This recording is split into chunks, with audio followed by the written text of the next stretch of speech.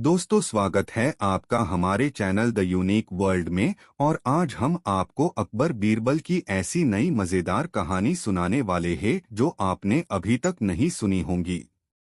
दोस्तों, मुगल सम्राट अकबर और उनके सबसे बुद्धिमान दरबारी बीरबल की बातचीत से प्रेरित नैतिक कहानियों का एक सेट। अकबर बीरबल की कहानियों को विशेष रूप से छोटे बच्चों के अनुरूप संपादित किया गया है और प्रत्येक कहानी दर्शकों को एक महत्वपूर्ण नैतिक सबक सिखाती है। कृपया सारी कहानियां आखिरी तक जरूर सुने। तो शुरू करते हैं। एक बादशाह अकबर अक्सर कई समस्याओं पर बीरबल के साथ चर्चा किया करते थे और साथ ही उनकी बुद्धि की परीक्षा भी लिया करते थे। वहीं बीरबल भी हर समस्या का समाधान बड़े ही रोचक तरीके से करते थे। एक बार की बात है, महाराज अकबर और बीरबल दोनों शाही बगीचे में टहल रहे थे। दोनों के बीच किसी गंभीर मुद्दे पर चर्चा हो रही थी कि तभी अचानक बादशाह अकबर के दिमाग में बीरबल की परीक्षा लेने की सूझी। बादशाह अकबर ने पास में पड़ी हुई एक लकड़ी की ओर इशारा करते हुए बीरबल से पूछा, बीरबल, एक बात बताओ, ये जो सामने लकड़ी पड़ी हुई है, क्या तुम इसे बिना काटे छोटा कर सकते हो? बीरबल बादशाह अकबर के मन की बात समझ गए और वो लकड़ी बादशाह अकबर के हाथ में देते हुए बोले, जी महाराज, मैं इस लकड़ी को छोटा कर सकता हूँ। बादशाह अकबर बोले, वो कैसे भला? तब बीरबल ने वहीं पास में पड़ी हुई एक बड़ी लकड़ी उठाई और बादशाह अकबर को पकड़ाते हुए पूछा, महाराज, इनमें से छोटी लकड़ी कौन सी है? बादशाह अकबर बीरबल की चतुराई समझ गए और छोटी लकड़ी बीरबल के हाथ में देते हुए बोले, वाकई बीरबल, तुमने बिना काटे लकड़ी को छोटा कर दिया। इसके बाद दोनों जोर जोर से हंसने लगे। कहानी से सीख। बच्चों, इस कहानी से यह सीख मिलती है कि परिस्थिति चाहे जैसी भी हो, दिमाग से काम लेकर उससे बाहर निकलने का रास्ता खोजा जा सकता है। दोस्तों, वीडियो को लाइक जरूर कर दे और कमेंट में जरूर बताएं। दोस्तों, एक समय की बात है, बादशाह अकबर ने अपने बेगम के जन्मदिन के लिए बहुत ही खूबसूरत और बेशकीमती हार बनवाया था। जब जन्मदिन आया तो बादशाह अकबर ने वह हार अपनी बेगम को तोहफे में दे दिया, जो उनकी बेगम को बहुत पसंद आया। अगली रात बेगम साहिबा ने वह हार गले से उतारकर एक संदूक में रख दिया। जब इस बात को कई दिन गुजर गए तो एक दिन बेगम साहिबा ने हार पहनने के लिए संदूक खोला, लेकिन हार कहीं नहीं मिला। इससे वह बहुत उदास हो गईं और इस बारे में बादशाह अकबर को बताया। इस बारे में पता चलते ही बादशाह अकबर ने अपने सैनिकों को हार ढूंढने का आदेश दिया, लेकिन हार कहीं नहीं मिला। इससे अकबर को यकीन हो गया कि बेगम का हार चोरी हो गया है। फिर अकबर ने बीरबल को महल में आने के लिए बुलावा भेजा। जब बीरबल आया तो अकबर ने सारी बात बताई और हार को खोज निकालने की जिम्मेदारी उसे सौंप दी। बीरबल ने समय व्यर्थ किए बिना ही राजमहल में काम करने वाले सभी लोगों को दरबार में आने के लिए संदेश भिजवाया। थोड़े ही देर में दरबार लग गया। दरबार में अकबर और बेगम सहित सभी काम करने वाले हाजिर थे, लेकिन बीरबल दरबार में नहीं था। सभी बीरबल का इंतजार कर ही रहे थे कि तभी बीरबल एक गधा लेकर राज दरबार में पहुंच जाता है। देर से दरबार में आने के लिए बीरबल बादशाह अकबर से माफी मांगता है। सभी सोचने लगते हैं कि बीरबल गधे को लेकर राज दरबार में क्यों आया है। फिर बीरबल बताता है कि यह गधा उसका दोस्त है और उसके पास जादुई शक्ति है। यह शाही हार चुराने वाले का नाम बता सकता है। इसके बाद बीरबल जादुई गधे को सबसे नजदीक वाले कमरे में ले जाकर बांध देता है और कहता है कि सभी एक एक करके कमरे में जाएं और गधे की पूंछ पकड़कर चिल्लाएं, जहां पनाह, मैंने चोरी नहीं की है। साथ ही बीरबल कहता है कि आप सभी की आवाज दरबार तक आनी चाहिए। सभी के पूंछ पकड़कर चिल्लाने के बाद आखिर में गधा बताएगा कि चोरी किसने की है। इसके बाद सभी कमरे के बाहर एक लाइन में खड़े हो गए और एक एक करके सभी ने कमरे में जाना शुरू कर दिया। जो भी कमरे के अंदर जाता तो पूंछ पकड़कर चिल्लाना शुरू कर देता, जहां पनाह मैंने चोरी नहीं की है। जब सभी का नंबर आ जाता है तो अंत में बीरबल कमरे में जाता है और कुछ देर बाद कमरे से बाहर आ जाता है। फिर बीरबल सभी काम करने वालों के पास जाकर उन्हें दोनों हाथ सामने करने को बोलता है और एक एक करके सभी के हाथ सूंघने लगता है। बीरबल की इस हरकत को देखकर सभी हैरान हो जाते हैं।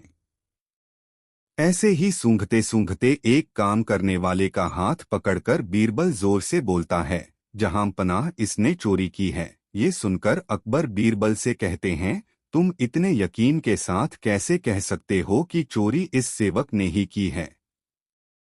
क्या तुम्हें जादुई गधे ने इसका नाम बताया है? तब बीरबल बोलता है, जहां पनाह यह गधा जादुई नहीं है, यह बाकी गधों की तरह साधारण ही है। बस मैंने इस गधे की पूंछ पर एक खास तरह का इत्र लगाया है। सभी सेवकों ने गधे की पूंछ को पकड़ा, बस इस चोर को छोड़कर, इसलिए इसके हाथ से इत्र की खुशबू नहीं आ रही है। फिर चोर को पकड़ लिया गया और उससे चोरी के सभी सामान के साथ ही बेगम का हार भी बरामद कर लिया गया। बीरबल की इस अक्लमंदी की सभी ने सराहना की और बेगम ने खुश होकर बादशाह अकबर से उसे उपहार भी दिलवाया। कहानी से सीख। इस कहानी से यह सीख मिलती है कि बुरे काम को कितना भी छुपाने की कोशिश करो, एक दिन सबको पता चल ही जाता है। इसलिए बुरे काम नहीं करने चाहिए। दोस्तों, इस वीडियो को लाइक जरूर कर दे। 3 दोस्तों, एक वक्त की बात है, बादशाह अकबर किसी एक बात को लेकर बहुत परेशान रहने लगे थे। जब दरबारियों ने उनसे पूछा तो बादशाह बोले, हमारे शहजादे को अंगूठा चूसने की बुरी आदत पड़ गई है। कई कोशिश के बाद भी हम उनकी यह आदत छुड़ा नहीं पा रहे हैं। बादशाह अकबर की परेशानी सुनकर किसी दरबारी ने उन्हें एक फकीर के बारे में बताया, जिसके पास हर मर्ज का इलाज था। फिर क्या था, बादशाह ने उस फकीर को दरबार में आने का निमंत्रण दिया। जब फकीर दरबार में आया तो बादशाह अकबर ने उन्हें अपनी परेशानी के बारे में बताया। फकीर ने बादशाह की पूरी बात सुनकर परेशानी को दूर करने का वादा किया और 1 हफ्ते का समय मांगा। जब 1 हफ्ते के बाद फकीर दरबार में आया तो उन्होंने शहजादे को अंगूठा चूसने की बुरी आदत के बारे में प्यार से समझाया और उसके नुकसान भी बताए। फकीर की बातों का शहजादे पर बहुत प्रभाव पड़ा और उसने अंगूठा न चूसने का वादा भी किया। सभी दरबारियों ने यह देखा तो बादशाह से कहा, जब यह काम इतना आसान था तो फकीर ने इतना समय क्यों लिया? आखिर उसने क्यों दरबार का और आपका समय खराब किया? बादशाह दरबारियों की बातों में आ गए और उन्होंने फकीर को दंड देने की ठान ली। सभी दरबारी बादशाह का समर्थन कर रहे थे, लेकिन बीरबल चुपचाप था। बीरबल को चुपचाप देख अकबर ने पूछा, तुम क्यों शांत हो बीरबल? बीरबल ने कहा, जहां पनाह गुस्ताखी माफ हो, लेकिन फकीर को सजा देने के स्थान पर उन्हें सम्मानित करना चाहिए और हमें उनसे सीखना चाहिए। तब बादशाह ने गुस्से में कहा, तुम हमारे फैसले के खिलाफ जा रहे हो। आखिर तुमने ऐसा सोच भी कैसे लिया? जवाब दो। तब बीरबल ने कहा, महाराज, पिछली बार जब फकीर दरबार में आए थे तो उन्हें चूना खाने की बुरी आदत थी। आपकी बातों को सुनकर उन्हें अपनी गलती का एहसास हुआ। उन्होंने पहले अपनी इस गंदी आदत को छोड़ने का फैसला लिया, फिर शहजादे की गंदी आदत छुड़ाई। बीरबल की बात सुनकर दरबारियों और बादशाह अकबर को अपनी गलती का एहसास हुआ और सभी ने फकीर से क्षमा मांगकर उसे सम्मानित किया। कहानी से सीख। हमें दूसरों को सुधारने के पहले खुद सुधरना चाहिए, इसके बाद ही दूसरों को ज्ञान देना चाहिए। दोस्तों, कहानी कैसी लगी कमेंट में जरूर बताएं। 4 बीरबल हमेशा एक बात कहते थे कि जो होता है अच्छे के लिए ही होता है। बादशाह अकबर उसकी इस बात को हमेशा गलत ठहराते थे। एक दिन तलवार को संभालते समय बादशाह की छोटी उंगली कट गई। बीरबल ने तुरंत बादशाह से कहा, चिंता न करें, जो भी होता है उसके पीछे कोई कारण होता है और वह कारण अच्छे के लिए होता है। बादशाह अकबर बीरबल की इस बात पर बहुत क्रोधित हुए और उसे जेल में डाल दिया। बादशाह ने उंगली पर पट्टी बांधी और कुछ दिन बाद मन बदलने के लिए जंगल में शिकार के लिए चल दिए। कुछ देर बाद वे शिकार दल से अलग हो गए और अचानक से कुछ आदिवासियों ने उन्हें घेर लिया, मानव बलि देने के लिए। बादशाह को बलि के बकरे की तरह बांधकर मंदिर तक लाया गया। मंदिर के पुजारी ने जब बलि देने के लिए बादशाह का परीक्षण किया हो कहा कि यह बलि देने लायक नहीं है क्योंकि इसकी उंगली गायब है। यह जानकर बादशाह को छोड़ दिया गया। महल वापस लौटने पर बादशाह ने भगवान को अपनी उंगली कटने का धन्यवाद किया जिसके कारण उनका जीवन बच गया। वे फौरन बीरबल से मिलने जेल पहुंचे। बीरबल, तुम्हें जेल में डालने के लिए माफी चाहता हूं। अब मैं समझ गया हूं कि मेरी उंगली का काटना मेरे लिए किस प्रकार अच्छा था। लेकिन मुझे बताओ, ईश्वर ने मुझे तुम्हें जेल में क्यों डालने दिया? यह तुम्हारे लिए कैसे अच्छा था? बीरबल ने उत्तर दिया, जहांपनाह, अगर मैं जेल में नहीं होता तो आप मुझे अपने साथ शिकार पर ले जाते और आदिवासियों द्वारा आपको छोड़ने पर वे मुझे के लिए ले जाते। 5 अकबर के दरबारी सदा बीरबल को निशाना बनाने का प्रयास करते रहते थे। एक दिन किसी ने पूछा, बीरबल, बादशाह के पहले तुम्हारा व्यवसाय क्या था? बीरबल, मैं एक किसान था। मेरे पिताजी और उनके पिताजी दादाजी भी किसान थे। हम कई पुश्तों से किसान हैं। दरबारी, वे सब कैसे मरे? बीरबल, उनकी मौत खेत में हुई। मेरे पिताजी कटाई करते हुए मरे। उनके पिताजी कुएं में गिर गए।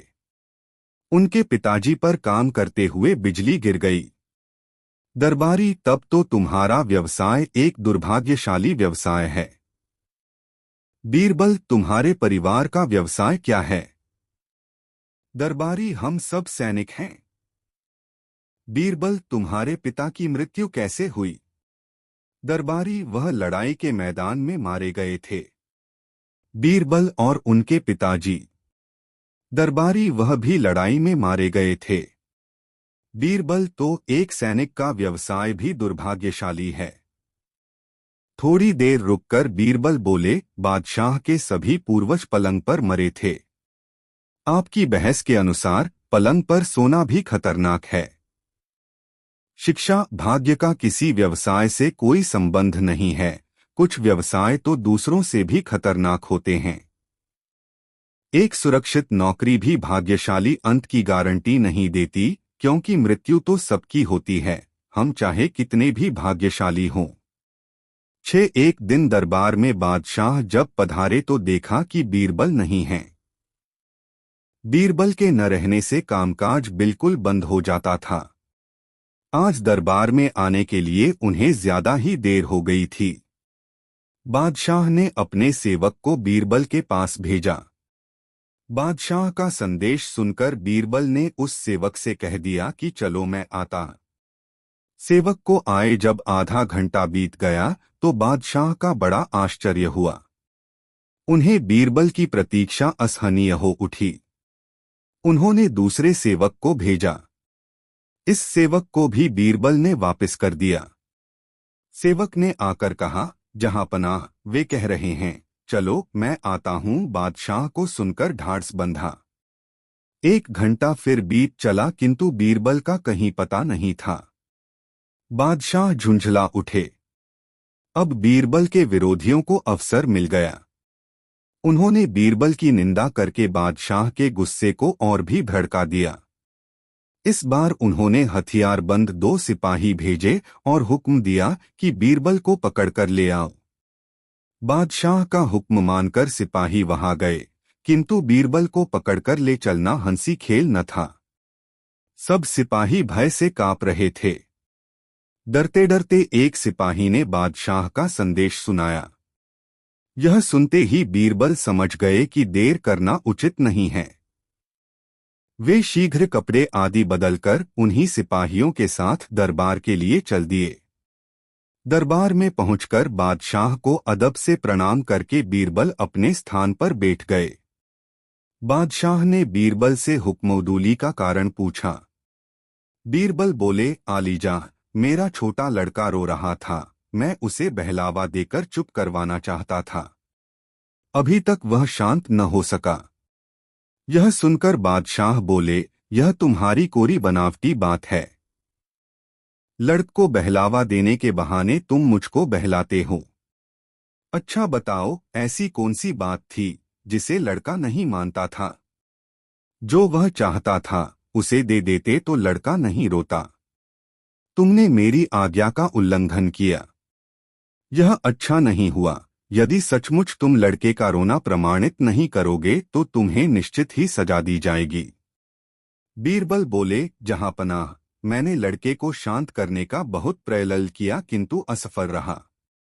बादशाह के पूछने पर बीरबल ने उत्तर दिया, जहांपनाह सुनिए, मैं शुरू से अंत तक सब बातें बतलाता हूँ।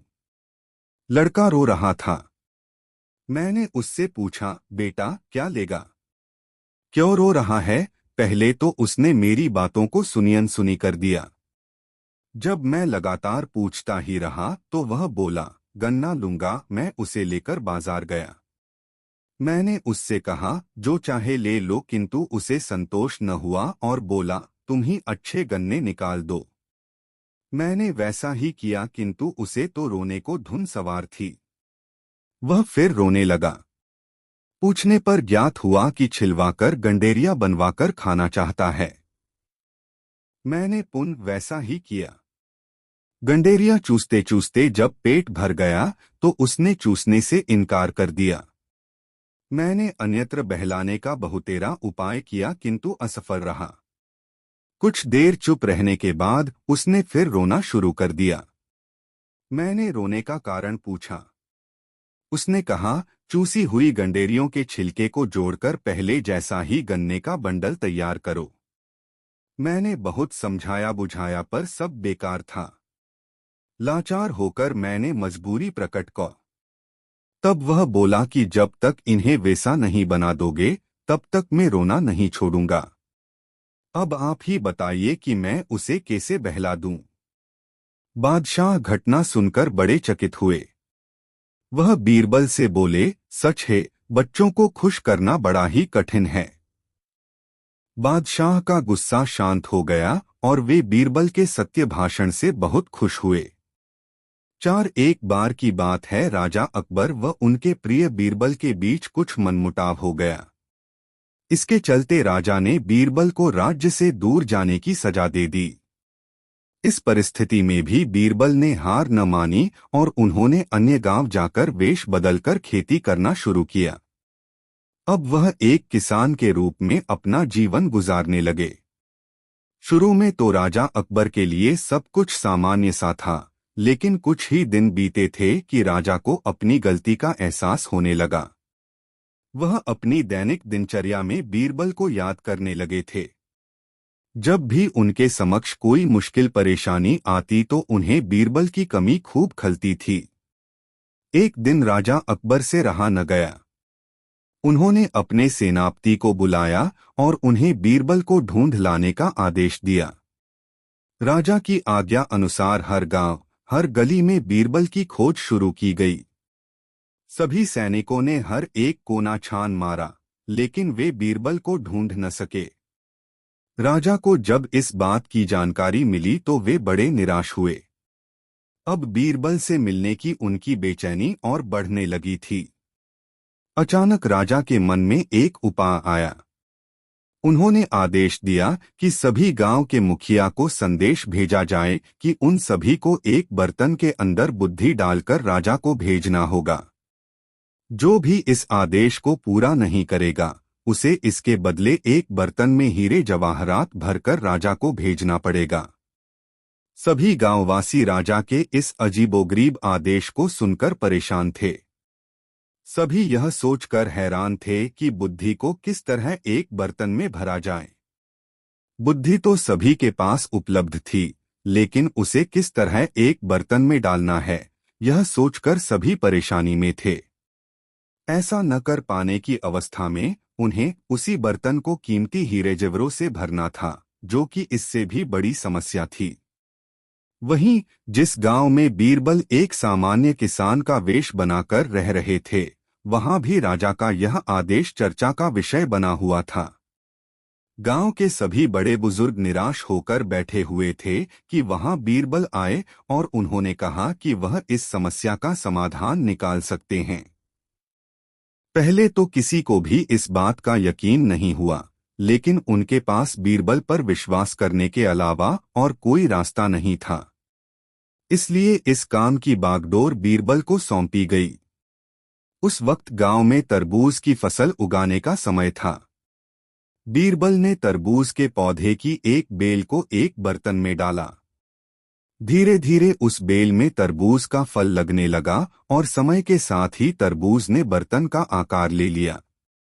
जैसे ही बर्तन तरबूज से पूरा भर गया, बीरबल ने बेल को फल से अलग किया और उस बर्तन को तरबूज समेत राजा के दरबार में भिजवा दिया।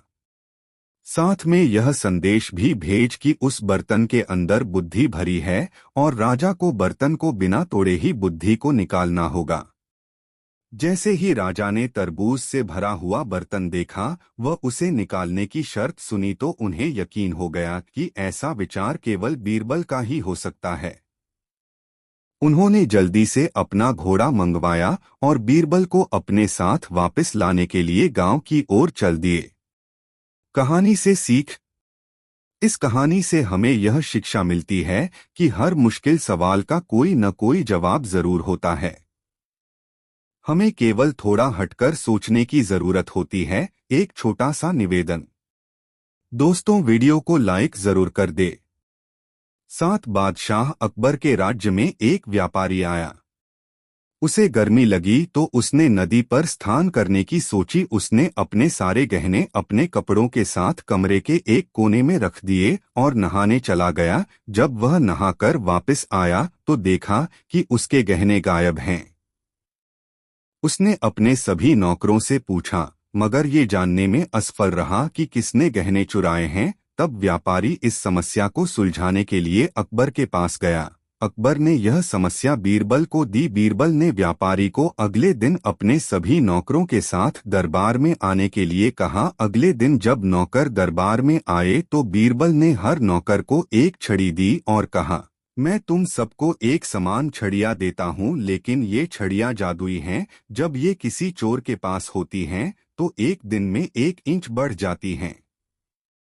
अगर तुमने अपने मालिक के गहने चुराए हैं तो तुम्हारी छड़ी कल तक 1 इंच बढ़ जाएगी। इसलिए अब अपनी अपनी छड़ी लेकर घर जाओ और कल मेरे पास आना। अगली सुबह दरबार लगा और व्यापारी व उसके नौकर अपनी अपनी छड़ी के साथ पहुंचे। बीरबल ने सबकी छड़ियां लेकर उन्हें एक साथ रख दिया। उनमें एक छड़ी बाकी सबसे 1 इंच छोटी थी। बीरबल ने व्यापारी से कहा, जो नौकर यह छड़ी लेकर आया उसने ही घने चुराए हैं। उसने छड़ी को 1 इंच काटकर छोटा कर दिया ताकि छड़ी के 1 इंच बढ़ने पर इसका पता न लग सके और वह पकड़ा न जाए। बीरबल ने नौकरों को बताया, ये कोई जादुई छड़ियां नहीं थी, लेकिन तुम्हें विश्वास हो गया इसलिए चोर ने छड़ी को 1 इंच काट दिया। तभी उस नौकर ने अपना गुनाह कबूल किया और चोरी किए जेवरात लौटा दिए। 8 दशाह अकबर को यह पता था कि भ्रष्टाचार ताकत से ही आता। बादशाह अकबर ने यह बात बारखाल से पूछा। बीरबल असहमत। वह बोले, भ्रष्ट व्यक्तियों को भ्रष्ट बनने के लिए ताकत की आवश्यकता नहीं होती। बादशाह ने बीरबल को अपनी बात साबित करने के लिए कहा। बीरबल कुछ बांस की छड़ी और रस्सी लेकर यमुना किनारे पहुंचे। उसने छड़ियां जमीन पर अलग अलग स्थानों पर इस तरह लगा दी जैसे वह कुछ खास माप रहे हैं। वहां पर आसपास भीड़ इकट्ठी हो गई, यह जानने के लिए कि क्या हो रहा है। बीरबल कुछ नहीं बोले। लोगों ने अनुमान लगाया कि शायद वह कुछ राजकीय काम कर रहे हैं और इससे आसपास के इलाके या समुदाय के लिए समस्या हो सकती है। बिना कुछ पूछे बीरबल को घूस देने लगे कि वह उन्हें बचा लें। बीरबल भी शांत रहे। लोगों ने सोचा शायद धन कुछ कम है, तो उन्होंने कुछ अधिक धन देने को कोशिश की। आखिर बीरबल ने अपनी बात को साबित किया, वहां से अपना सामान लेकर चले गए और बादशाह से इनाम पाया। शिक्षा भ्रष्टाचार को बढ़ने के लिए शक्ति के साथ उसके भुगतने वालों की सहायता भी बढ़ावा देती है। अगर कोई व्यक्ति कमजोर है और जल्द लाभ के लिए भ्रष्टाचार को बढ़ावा देता है, तो भ्रष्ट व्यक्ति फलने फूलने लगता है। भ्रष्टाचार के लिए प्रणाली को दोष देने के बजाय हमें यह देखना चाहिए कि कुछ पाने के लिए लोग कितनी घूस देते या लेते हैं। एक दिन बादशाह ने बीरबल से पूछा, क्यों बीरबल, हमारे राज्य में कोई ऐसा भी है जो सर्दियों की इस रात में बाहर पानी में खड़ा रहे? बीरबल ने बताया, जहांपना, ऐसे बहुत लोग हैं। बादशाह को बीरबल की बात पर विश्वास न हुआ। उन्होंने आश्चर्य के साथ पूछा, साबित कर सकते हो? बीरबल बोले, जी हाँ, तो फिर हमें ऐसा आदमी दिखाओ, बादशाह ने कहा। कल दिखाऊंगा, बीरबल ने विनम्रता के साथ कहा। अगले दिन बीरबल ने एक धोबी को बुलाया और बादशाह से कहा, यह आदमी सर्दियों में रात भर पानी में खड़ा रह सकता है, जहांपना। हम इसे बहुत इनाम देंगे। यह रात को महल के पीछे पानी में खड़ा रहेगा। कल आप इसे इनाम दे दीजिएगा, बीरबल बोले। रात को ऐसा ही हुआ। धोबी रात भर पानी में खड़ा रहा। सुबह होने पर बीरबल उसे बादशाह के सामने लाए। बादशाह ने पूछा, बीरबल, यह आदमी पानी में कैसे खड़ा रहा? आप इसी से पूछिए। क्यों रे धोबी, तू रात भर इतनी ठंड में पानी में कैसे खड़ा रहा? सर्दी भी लगी होगी और दिल भी नहीं लगा होगा। रात कैसे कटी? हुजूर, सारी रात में महल में जलते हुए चिराग पर ध्यान लगाए रहा, धोबी ने उत्तर दिया। ओह, तुम हमारे चिराग की गर्मी में रहे, सर्दी से बचते रहे, हाथ सेंकते रहे, बादशाह ने कहा। बीरबल बोला, आप कैसी बातें कह रहे हैं हुजूर? कहीं यह संभव है? हाँ, यही हुआ है। इस आदमी को इनाम नहीं मिलेगा, बादशाह ने इनाम नहीं दिया। अगले दिन बीरबल दरबार में नहीं गए। उन्हें अनुपस्थित देखकर बादशाह को चिता हुई कि उनका प्रिय साथी क्यों नहीं आया। बीरबल को नाराजगी का उन्हें दुख था। पता लगाने के उद्देश्य से बादशाह बीरबल के निवास पर पहुंच। बीरबल जो तमाशा कर रहे थे, उसे देखकर वह चौंक पड़े। बीरबल ने जमीन पर एक लंबा बांस गाड़ा हुआ था, जिसके ऊपर वाले सिरे पर एक हौंडी बंधी हुई थी। जमीन पर बीरबल ने आग जला रखी थी। जब बादशाह ने आग के पास बैठे हुए बीरबल से पूछा कि यह क्या तमाशा कर रहे हो, तो बीरबल ने उत्तर दिया, हुजूर, पेट में जरा गड़बड़ है। खिचड़ी पका रहा हूं। सिचड़ी? ऐसे क्या बेवकूफी की बात करते हो? हांडी इतनी दूर बंधी है और आग यहां जल रही है। ऐसे भी कहीं खिचड़ी पकती है? हांडी तक तो धुआं भी नहीं पहुंचेगा, आग की गर्मी तो बहुत दूर की बात है। इसमें चावल दाल कैसे गलेंगे? जी हाँ, गल जाएंगे। नहीं गलेंगे, कभी नहीं गलेंगे। यह तुम्हारी मूर्खता है, मूर्खता नहीं है हुजूर, खिचड़ी पक रही है। बीरबल, तुम पागल तो नहीं हो गए? नहीं जनाब, खिचड़ी पका रहा हूं। आप खुद सोचिए, जब 200 गज दूर खड़ा आदमी महल के चिराग से अपने शरीर को सेंक सकता है, तो 5 गज की दूरी पर टंगी हांडी में खिचड़ी क्यों नहीं पक सकेगी? बादशाह मुस्कराए। उन्होंने कहा, हम समझ गए हैं। तब भी हम समझते थे। हमने जानबूझकर इनाम नहीं दिया था। हम देखना चाहते थे कि तुम क्या करिश्मा करोगे। अब हमने देख लिया कि तुम सचमुच बुद्धिमान हो। उस धोबी को कल मुहमांगा इनाम मिल जाएगा और अगले ही दिन धोबी दरबार में बुलाया गया। बादशाह ने उसे को इनाम दिया। धोबी खुश हो गया। 5 अकबर बीरबल की कहानी, मूर्ख लोगों की सूची। एक वक्त की बात है, बादशाह अकबर अपने दरबारियों के साथ दरबार में मौजूद थे। तभी उनके मन में एक बात आती है। बादशाह बोलते हैं कि मेरे आसपास हमेशा बुद्धिमान लोग रहते हैं और मैं उनके बीच रहकर बोर हो गया हूँ। मैंने फैसला किया है कि मुझे कुछ मूर्ख व्यक्तियों से मिलना चाहिए। अकबर बीरबल से कहते हैं, तुमने हमेशा हमारी मदद अपने ज्ञान और चतुराई से की है। हम चाहते हैं कि इस बार भी तुम ऐसा ही कुछ करो और हमारे लिए 6 मूर्ख व्यक्ति ढूंढ कर लेकर आओ। बीरबल, जी जहां पनाह, मैं आपके लिए 6 मूर्ख व्यक्ति जरूर ढूंढ कर लाऊंगा। अकबर, हम आपको 6 मूर्ख व्यक्ति ढूंढने के लिए 30 दिन का समय देते हैं। बीरबल, जहां पनाह, मुझे इतने अधिक समय की आवश्यकता नहीं पड़ेगी। अकबर, ठीक है, अगर तुम उससे पहले ही मूर्ख व्यक्ति ले आ सकते हो तो यह अच्छी बात है। इसके बाद बीरबल मूर्ख व्यक्तियों की तलाश में निकल पड़ता है। बीरबल रास्ते में पूरा समय इसी सोच में था कि उसे वो मूर्ख लोग कहाँ मिलेंगे। तभी उसे गधे पर बैठा एक आदमी दिखाई देता है, जो सिर पर घास की गठरी रखे हुए था। बीरबल ने तुरंत घोड़ा रोका और उससे उसकी पहचान पूछने लगा। बीरबल, कौन हो तुम और ऐसे गधे पर बैठकर और घास अपने सिर पर लेकर क्यों जा रहे हो? व्यक्ति, मैं रामू हूँ और मेरा गधा कमजोर व थका हुआ है, इसलिए गधे का बोझ कम करने के लिए मैंने घास की गठरी अपने सिर पर रखी है। यह सुनकर बीरबल सोचता है कि मुझे पहला मूर्ख व्यक्ति मिल गया। फिर बीरबल उससे कहता है कि तुम जानवरों के बारे में इतना सोचते हो, इसलिए मैं तुम्हें बादशाह अकबर से इनाम दिलवाऊंगा। यह कहकर बीरबल उस व्यक्ति को अपने साथ चलने के लिए कहता है। इनाम की बात सुनकर रामू बीरबल के साथ हो लेता है। बीरबल और रामू कुछ दूर चले ही थे कि बीरबल को 2 व्यक्ति आपस में लड़ाई करते हुए दिखाई दिए। बीरबल उन दोनों व्यक्तियों को लड़ने से रोकता है और उनसे पूछता है कि तुम दोनों कौन हो और किस बात के लिए लड़ रहे हो। पहला व्यक्ति, जनाब मेरा नाम चंगू है। दूसरा व्यक्ति, और मेरा मंगू है। मंगू, जनाब मुझे चंगू कहता है कि इसके पास शेर है जिसे वो मेरी गाय के शिकार के लिए छोड़ेगा।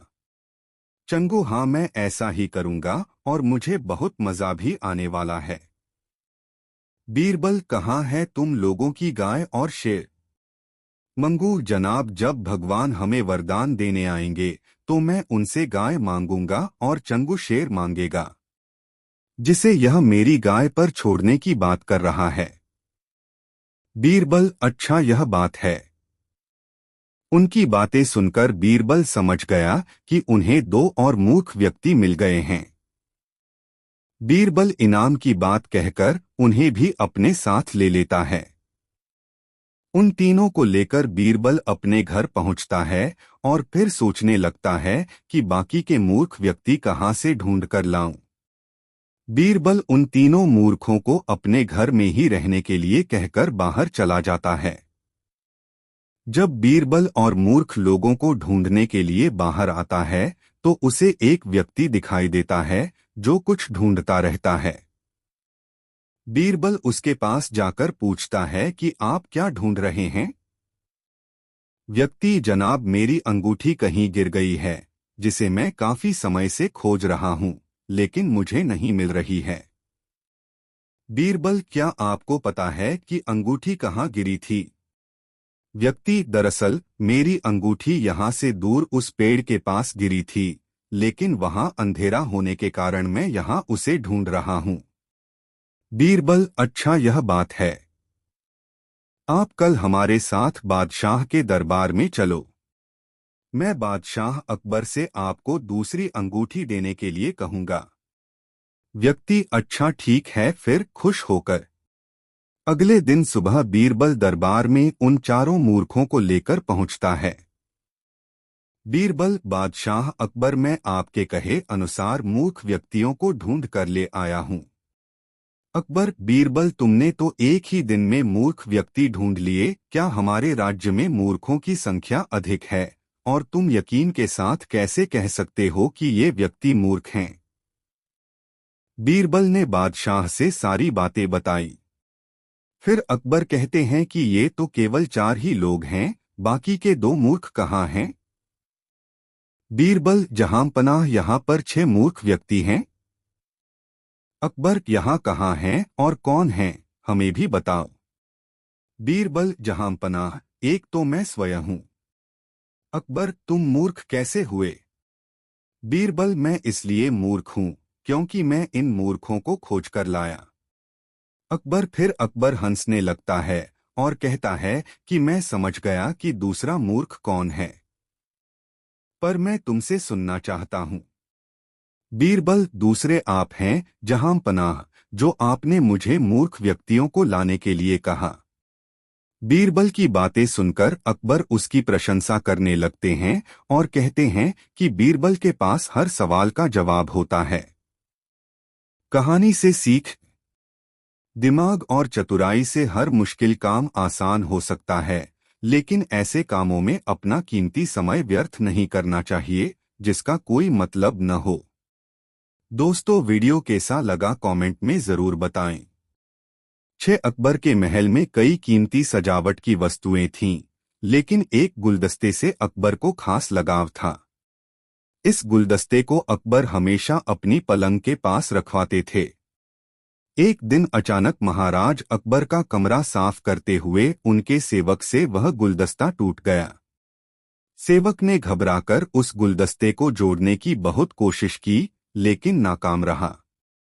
हार कर उसने टूटा गुलदस्ता कूड़ेदान में फेंक दिया और दुआ करने लगा कि राजा को इस बारे में कुछ पता न चले। कुछ देर बाद महाराज अकबर जब महल लौटे तो उन्होंने देखा कि उनका प्रिय गुलदस्ता अपनी जगह पर नहीं है। राजा ने सेवक से उस गुलदस्ते के बारे में पूछा तो सेवक डर के मारे कांपने लगा।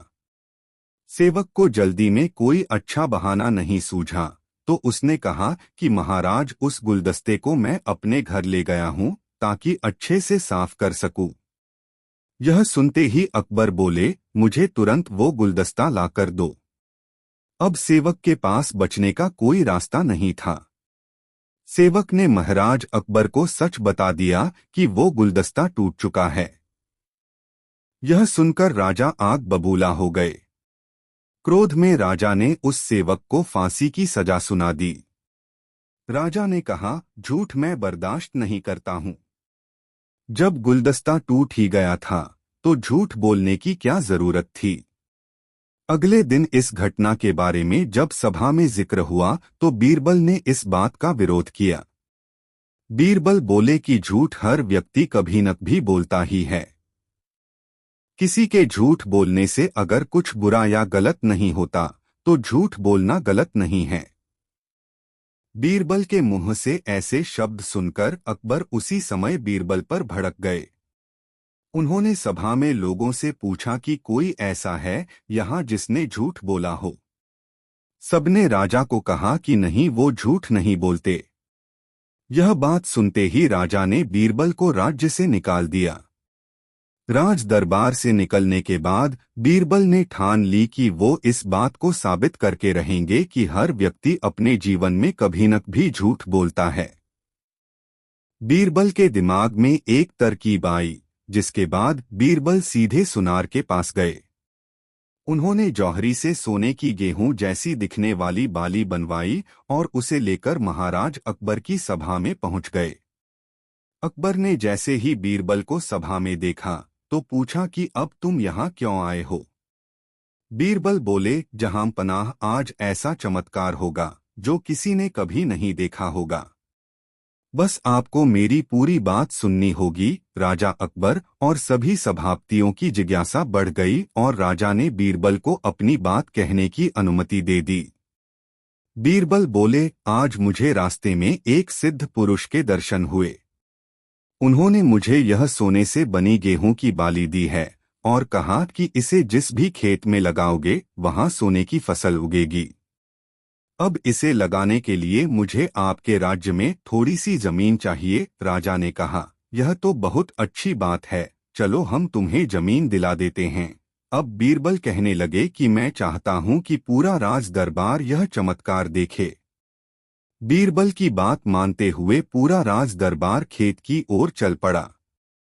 खेत में पहुंचकर बीरबल ने कहा कि इस सोने से बनी गेहूं की बाली से फसल तभी उगेगी जब इसे ऐसा व्यक्ति लगाए जिसने जीवन में कभी झूठ न बोला हो। बीरबल की बात सुनकर सभी राजदरबारी खामोश हो गए और कोई भी गेहूं की बाली लगाने के लिए तैयार नहीं हुआ। राजा अकबर बोले कि क्या राजदरबार में कोई ऐसा व्यक्ति नहीं है जिसने अपने जीवन में कभी झूठ न बोला हो। सभी खामोश थे। बीरबल बोले, जहां पनाह, अब आप ही इस बाली को खेत में रोप दीजिए। बीरबल की बात सुनकर महाराज का सिर झुक गया। उन्होंने कहा, बचपन में मैंने भी कई झूठ बोले हैं, तो मैं इसे कैसे लगा सकता हूँ। इतना कहते ही बादशाह अकबर को यह बात समझ आ गई कि बीरबल सही कह रहे थे कि इस दुनिया में कभी न कभी सभी झूठ बोलते हैं। इस बात का एहसास होते ही अकबर उस सेवक की फांसी की सजा को रोक देते हैं। कहानी से सीख, बिना सोचे समझे किसी को बड़ा दंड नहीं देना चाहिए। हर काम को सोच विचार कर ही किया जाना चाहिए। साथ ही एक छोटे से झूठ की वजह से किसी व्यक्ति का आकलन भी नहीं किया जाना चाहिए, क्योंकि कुछ परिस्थितियां ऐसी होती हैं कि लोग झूठ बोल देते हैं। दोस्तों, कहानी कैसी लगी कमेंट में ज़रूर बताएं और ऐसी और नई मज़ेदार कहानी सुनाने के लिए हमारे चैनल द यूनिक वर्ल्ड को सब्सक्राइब ज़रूर कर ले। यह वीडियो अपने मित्रों को ज़रूर शेयर करें। वीडियो देखने के लिए धन्यवाद।